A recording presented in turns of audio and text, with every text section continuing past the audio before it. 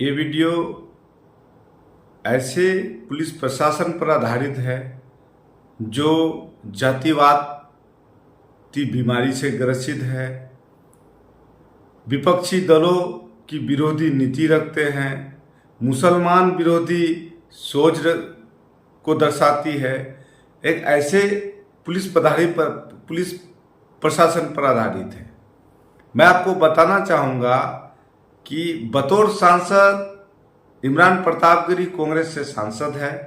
3 जनवरी 2023 को गुजरात जाते हैं और गुजरात में एक शादी समारोह में शामिल होते हैं।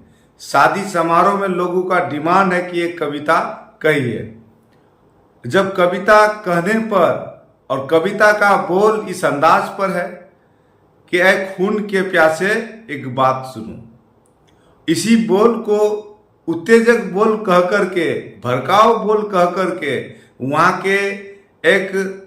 के रहने वाला जामनगर का रहने वाला किशोरबाई नंदा के द्वारा एक आवेदन दिया जाता है और उसके पुलिस इंचार्ज के कहने पर आवेदन दिया जाता है और आवेदन को भड़काऊ बोल कहते हुए कविता को और उस पर इमरान प्रतापगढ़ी पर केस कर दिया जाता है। आप इस कविता को सुनिए।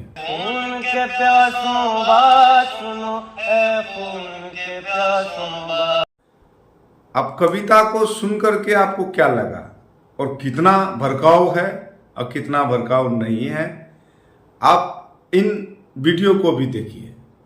जो खुलेआम मुसलमान को मारने की धमकी, मस्जिदों में घुस करके मारने की धमकी, मुसलमानों को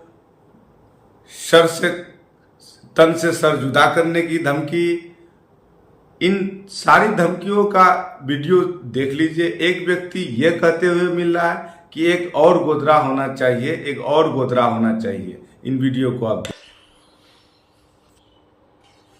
और वो संदेश कुछ ऐसे शुरू होता है कि देश को एक और गोदरा चाहिए, एक और गोदरा चाहिए, एक और गोदरा चाहिए।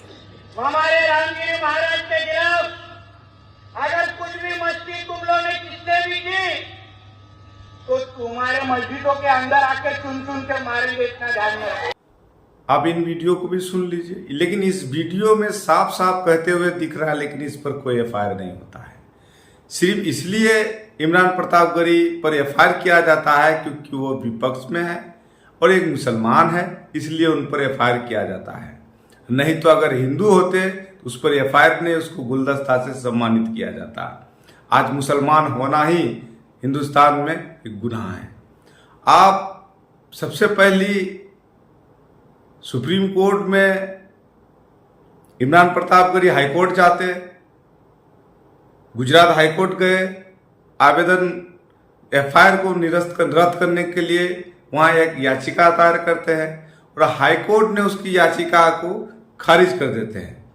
जब वहाँ हाईकोर्ट में गुजरात हाईकोर्ट ने इमरान प्रतापगढ़ी की याचिका को खारिज करते हैं तो उसके बाद इमरान प्रतापगढ़ी ने, माननीय सांसद इमरान प्रतापगढ़ी ने सुप्रीम कोर्ट में जाकर के याचिका दायर की और आवेदन को रद्द करने के लिए सुप्रीम कोर्ट ने 28 मार्च 2025 को अभय एस के खंडपीठ ने अपना फैसला सुनाया और अपना फैसला एफआईआर को रद्द करते हुए, और जो पुलिस वाले थे, जो जामनगर के जो पुलिस इंचार्ज थे, उनको हिदायत भी की और नसीहत दिए हैं कि अभिव्यक्ति की आज़ादी का मतलब समझने की जरूरत है।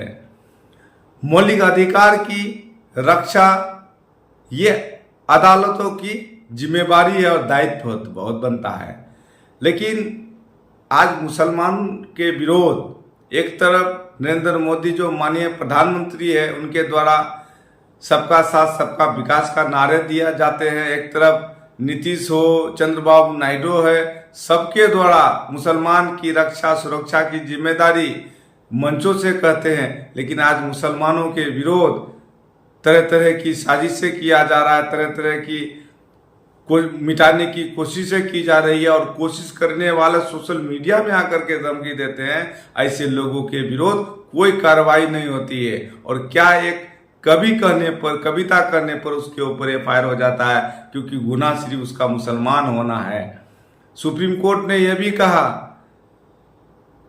नाटक, कला, फिल्म, मूवी, कविता जो आम लोगों की जीवन को सार्थक बनाते हैं, ये हिदायत दिए हैं।